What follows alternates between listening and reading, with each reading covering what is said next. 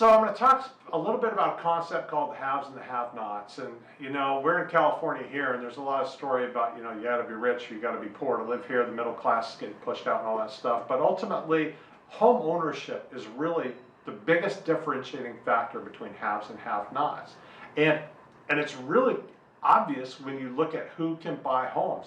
People that don't have homes currently are having a really tough time getting into the market. They tend to have lower down payments.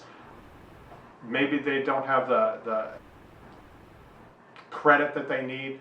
So the bottom line is if the best thing you can do is get into a home, get into a property, whether it's a condo, a small home, whatever it is. If you get in, then what happens is you start leveraging that property. Every month you make a payment, you gain equity. It's like a savings account there for you. So by owning a home, you create wealth over the long term, because instead of paying a landlord's mortgage, you're paying your own, and you're going to have that asset at the end of the day, or at least a portion of it, to use towards your next step.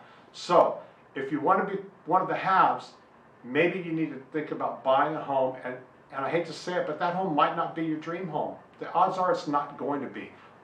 I tell people all the time, they find their dream home at this particular stage in life, but then 5 years later, they look and they go, wow, I've got this huge bucket of money in my home, and I really would like to be in a bigger house. I really would like to be closer to my relatives. I really would like to be in a better school. Whatever it is, there's a lot of things that can happen.